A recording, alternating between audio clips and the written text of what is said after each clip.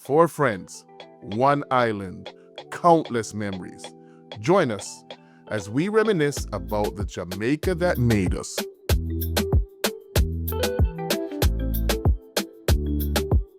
Yeah, greetings everyone. This is Kevin, aka Toolie, representing South Manchester. I'm currently residing in New York, and welcome. Welcome everybody to the Reminiscin podcast. This is Parram representing Manchester, Jamaica. I'm currently residing in Edmonton, Alberta. That's in Canada.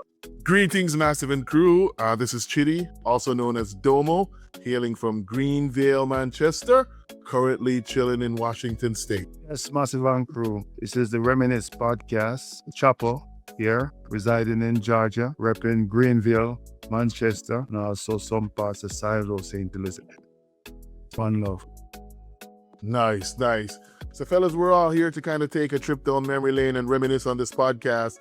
And like we've all said, right, we're all living in different parts of the US and different parts of the world because Parram's in Canada. And so here we are now, but y'all remember your first time leaving Jamaica? Absolutely, bro. Tell us a little bit about that, Toolie. Your first time. Like I said, this was 2006. Hold on, man. This not feeling real again. I'm the thing. Cut. Nothing new, bro. That's you.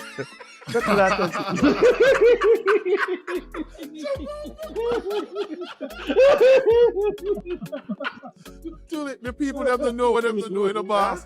Them don't know what them to know. So Well, choose the next topic then. Choose the next topic, you know. Can go around and then the vibes will come up, but right now, wait now.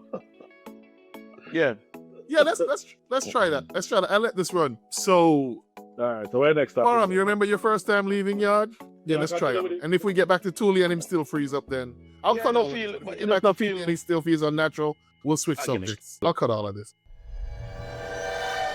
Parram, tell us about your first time leaving. Well, the first time, okay, all right. My first time leaving yard was as a little kid, so never really remember much about it. Just remember that, excited. But, as an adult leaving Jamaica for the first time, that was a whole different experience, So a little bit of nervousness, a little bit of excitement as well, because you're going to some place that you have never been before, So you're kind of anxious. And as Jamaicans, I look up picking with love, our airport, So when people are come, the whole yard gone to airport, Jamaicans, we love a road trip, especially when they say I left country back south. I love road trips. So I feel excited, Say, the airport, and me is a man who always fascinated with planes. So any opportunity when you get to go in our plane or seaplane, I made that. So I always love that the waving gallery. But back then it was outside upstairs, and them time there, you never have no walkway if you go through no tunnel going on no plane. You have to come out and go up on the steps them and go to the plane actually on the tarmac, So I used to love the waving gallery just to see plane them take off and that. But first time leaving, was per year the adult was per year Jamaica. And as me say, they get some nice food. I did have some nice cutlery. You were here Jamaica panic. Nice knife and fork as spoon, and when I say I'm still but some people you take it still when I say me. I mean it's some hot. Yes, some people.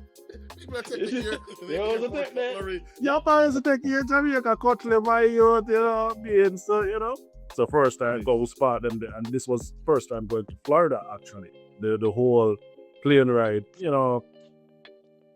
was exciting. You open at the ear and you marvel that how this little iron bird, I go through and thing and still and when you actually say one different country now, someplace where you never been before, like in Florida, and thing look and you're just excited to just land up, you just explore the whole place. So it was exciting, It was exciting, yeah. No, I was just saying, Parram, let me see your kitchen. I think you still have some of them in Jamaica cutlery there, you know what I mean? Yeah, we'll have to, if you ever have us over, we'll have to check. But my very first time, just, to what you were saying, Parram, getting to the airport, like, it's not one or two people, right? It's not just the people that are flying out.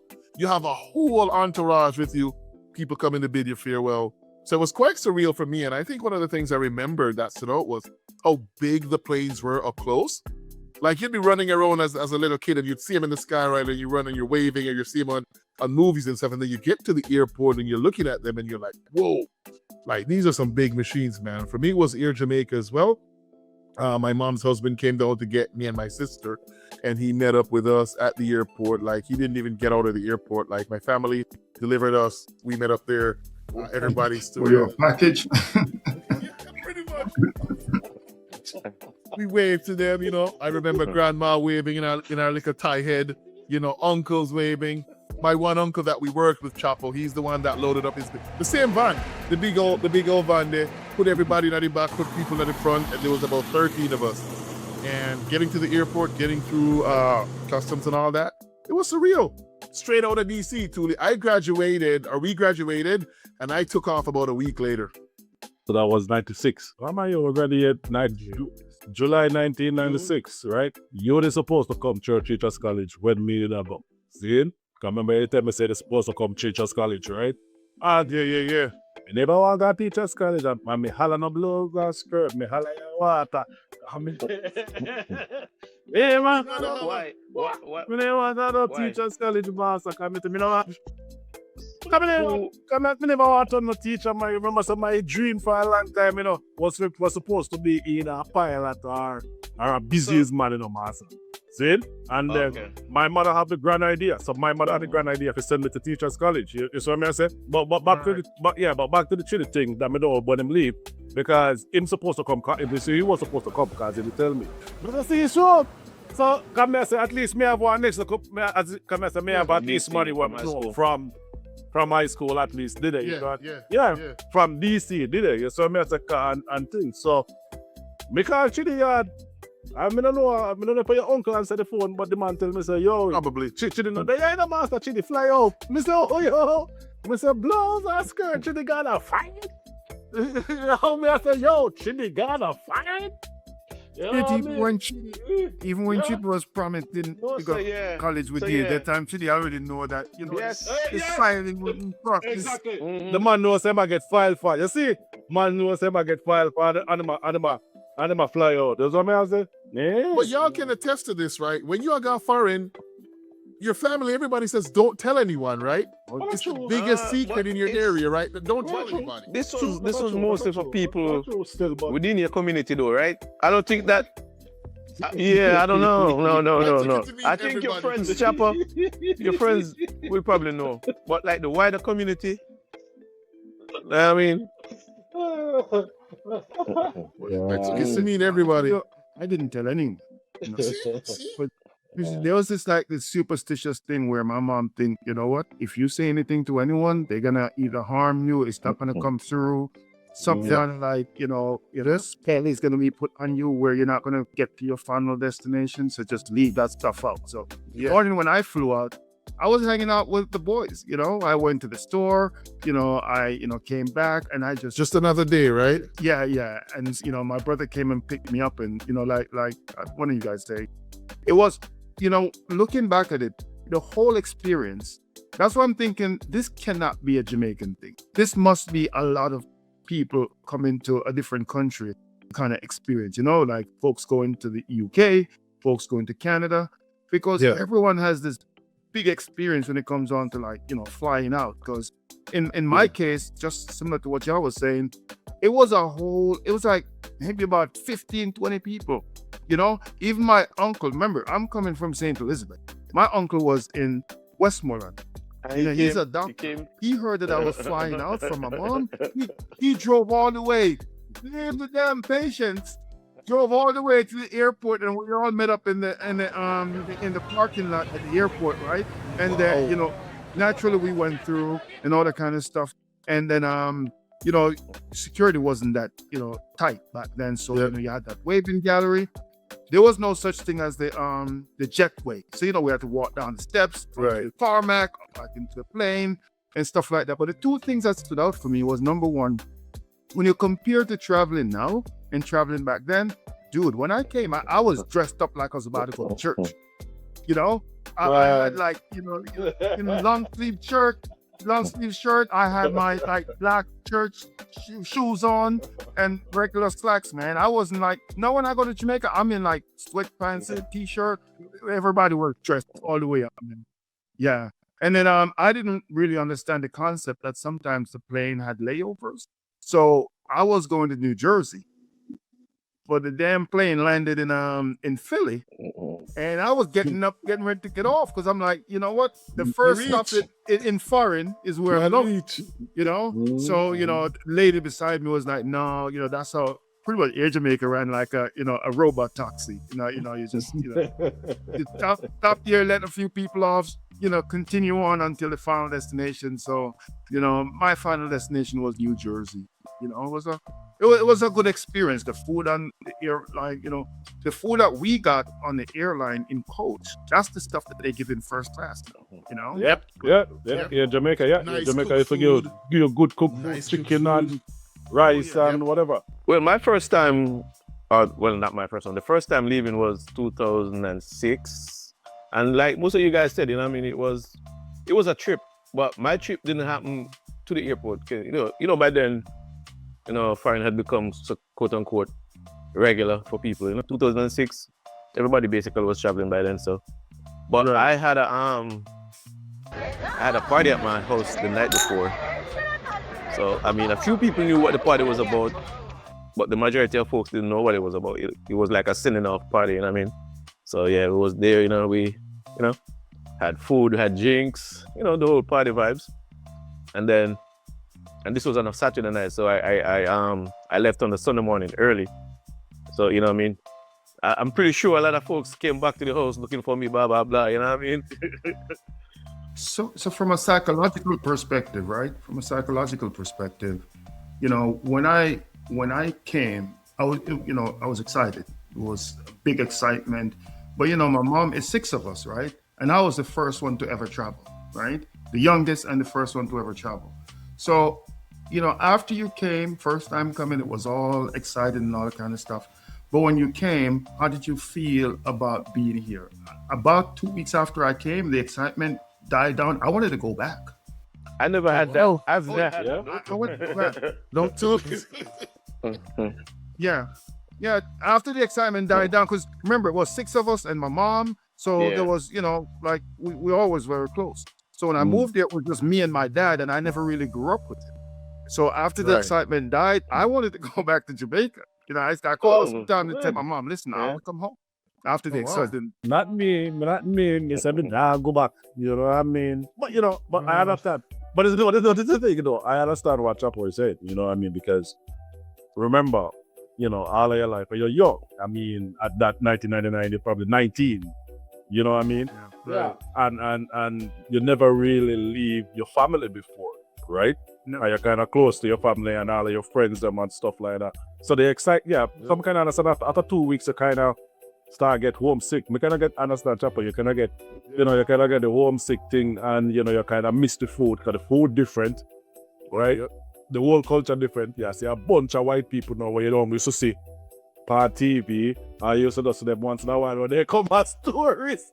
I don't know, I see this bunch of white people. That is very, very true. And you're like, damn, so it's like a culture shock.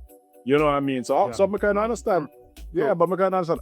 I had culture shock as well. Like even the first time coming to Canada wasn't the first time traveling, but even when I first moved here, because I moved here like in the dead of winter, right? I'm gonna come and I pay a blood clean snow, part of my language, you know what I mean? And the cold like crazy, you know what I mean? And there's the snow up to up there, so, and it's like a culture shock. And you're like, ugh, you know what I mean? And probably after what they're like, no, sir, what am I get myself into?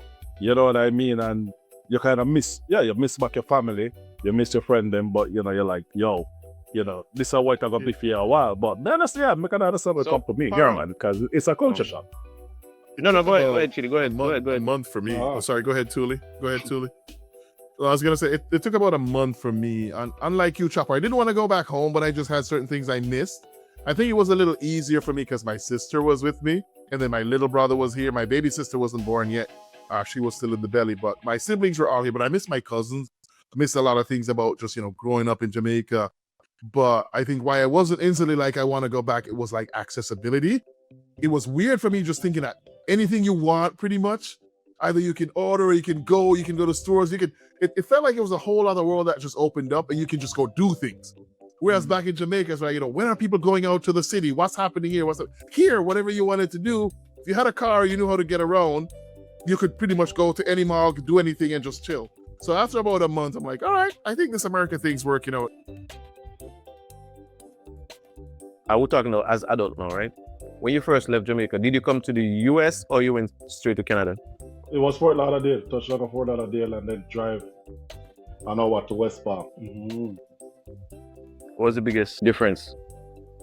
I said, what was the biggest difference between in Florida and being in Canada? Oh, well, the first time for both, right? Yeah, the first time for both. So, yeah. So I mean, the big difference is weather, straight off the bat. You know what I mean? Is the weather. So the weather is like a culture shock. Cause remember, go to Florida. They leave Jamaica. They leave in a hot sun. Yeah, exactly. I got to. So it's so. Remember, to me I always say Florida is like Jamaica, America in a one. When you go to Florida. You understand? Because because there's a lot of Jamaicans there, but it's the same weather, right? You get the food, you get everything where you can get. Now, when it comes to two things, the food and accessibility, when it comes on to getting Jamaican food. I mean, it's not as readily accessible. You get it, but really ready accessible. So that's the two huge, big difference. Food, weather and the food, because that's what, and that's a cold. You know what I mean? I go challenge you on the Florida weather, Parram, because when I tell a lot of people about it now, like going from Jamaica to Florida, they're like, "Oh, tropical sun, that's so cool." I will say it right now, that Florida heat, different. Yeah, that ain't that Jamaica heat. I learned about humidity for the first time. Yeah, man, it's different. Yeah, man, it's different. That the heat that are not, that heat that are not normal. That heat they are started man go tomorrow heat. You know what I mean? I stepped out of the apartment complex, fellas, and I'm looking at the road, and I saw the heat wave just coming up, and I just went back in the apartment. Yeah, man. Like, no, seriously. So when the first touch there, I'm gonna come out. All right, let me tell you, I'll give you a story. Let me give you a story. When me leave Jamaica, see it? Rain did a fall. See it? Rain did a fall. So the time kind of chilly. So me have on my long sleeve shirt, and then me have so me have on a regular t-shirt, and then me put on a regular, then me put on a long sleeve button up shirt, and me have on one truck. See it? And when we reach, and we touch down still, see it? And you go through customs, and obviously then I come from Jamaica, so obviously a secondary then. I remember randomly get chosen to secondary for them search my back. And the white brother asked him so. "Oh, we have a lot of clothes. Are you cold?"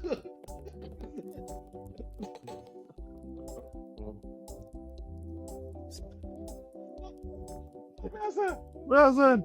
Oh, back in Jamaica it was raining.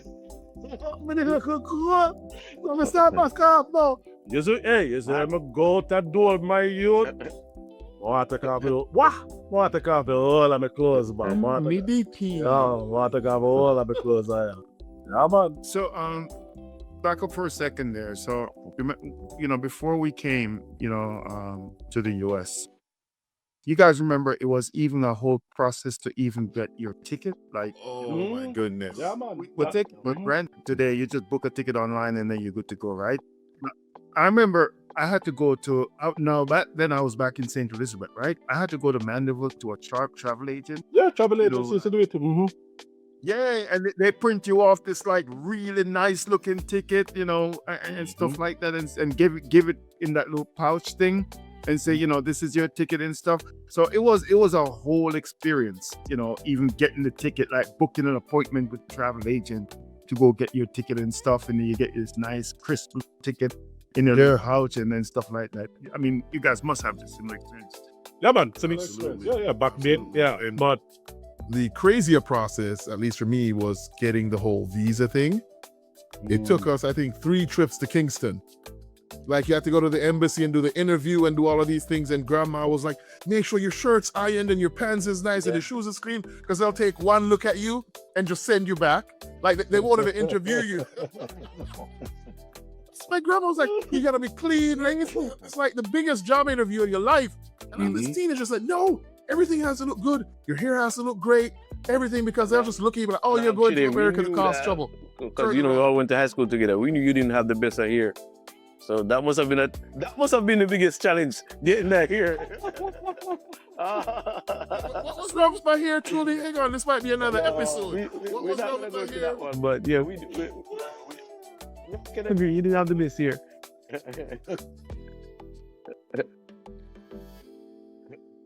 But yeah, hair had to be combed. Had to have a nice cut.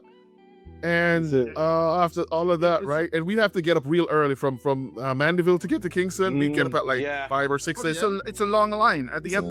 Exactly. Not only that, remember, so there was no highway back then. But our trip, so you have to get us to the say, yeah, man, you have to get up early. Your last thing you want to do is to be late for your appointment, right? Yeah. So Chidi, so the first time you went to Washington, where did you go? Gig Harbor. Where's that? So is that like a rural town, or? It's like a little waterfront area. And my stepdad's parents lived there. They had a house. And so they had us stay there for a year while we figured everything out. And then we moved from there to Redmond. And so Gig Harbor was like, it's almost like a retirement area. So it's a lot of older white folks, a lot of doctors and stuff, a lot of boats on the little pier. So it was a very different experience. I was the only brother. It was How far is that? Pretty much me, my sister, my mom. I think we were the only black people in Gig Harbor at the time that I knew of anyways.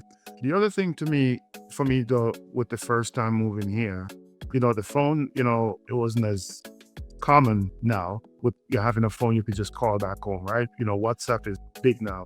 For me, it was, you remember those, I used to buy these Reb telephone cards, and I would, it by the time it would connect, it would take off half the money. Yeah, man, yes.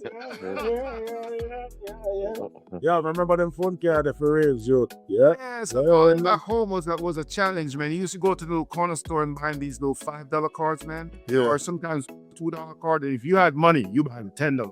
You get a few songs down. But it was a challenge calling back home, man, because it was expensive. And for me, we didn't have phone in St. Elizabeth when I first moved here. That area of St. Elizabeth. So I used to have to call like a main number out in a neighboring city and tell the lady that, if you could get in touch with my mom, if she could come to the phone, like let's say Saturdays at 5 p.m. Yeah. So you called to schedule the call? Yeah. This little lady just, pass the word around. If my mom, I'll call her like Saturday at 5 p.m. And then at 5 p.m., my mom would do the walk, which is about 45 minutes. Oh, wow. And get to this lady's house. This was in Silo, which is a bigger city than the small one I'm from. And then when she gets there, she would just, at 5 o'clock, phone rings. She'll hand my mom the phone. We'll talk for a few minutes, maybe about 10, 15 minutes. And then she'll walk the 45 minutes back home after we spoke. That is wild, man. Yeah. That is pretty wild. I was fortunate. We had a phone installed right before we left because grandma practically raised us. And she was like, but I want to be able to talk to them all the time. So my mom and my uncles kind of set things up. So we had a phone in the house. And so we could call. And I was silly because unlike y'all, I didn't get any phone cards. I was working this job at a fast food restaurant and I had my little phone. So, I'm like, man's balling right now. So my first week, I was just calling Jamaica nonstop. And then I got my phone bill. I'm like, yeah, this ain't gonna happen anymore. Yeah. Those long distance charges, man. Ridiculous. Yeah. I needed a whole other job if I was gonna continue that. We had this guy in the community that well-known, family in the community. And,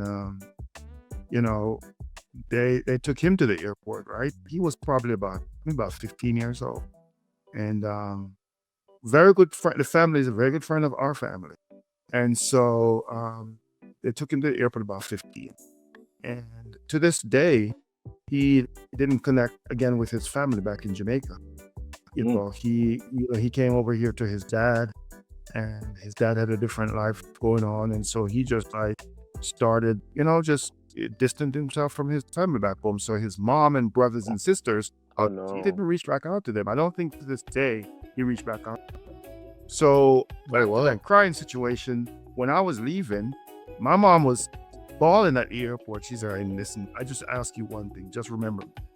So that was a heavy send off, because you're like, she's there thinking that, you know what, there's a possibility that I may lose my kid, from this whole process. So that was an emotional, angle that she took it from. So yeah, my mom was there crying like something had happened or someone had died. But it's from those experiences of people going away and not, keeping in touch with their families, or in this case, this kid went away and just never contacted their family again. Yeah, because you think about it, is probably, my brothers and sister probably went to Kingston once, probably St. Anne's once, or Westmoreland a few times. Everybody was centered around St. Elizabeth and Manchester, right? And now here you have one person who's going to fly out the country. Like this, that was a big deal for her to kind of like, conceptualize. Yeah. That's awesome. But it's great sharing our stories, fellas. I think this is a great point to wrap. But talking about it kind of like this has given me the idea that maybe we should have an episode in our first time back. Well, we can do that episode because I can remember Chidi first time back.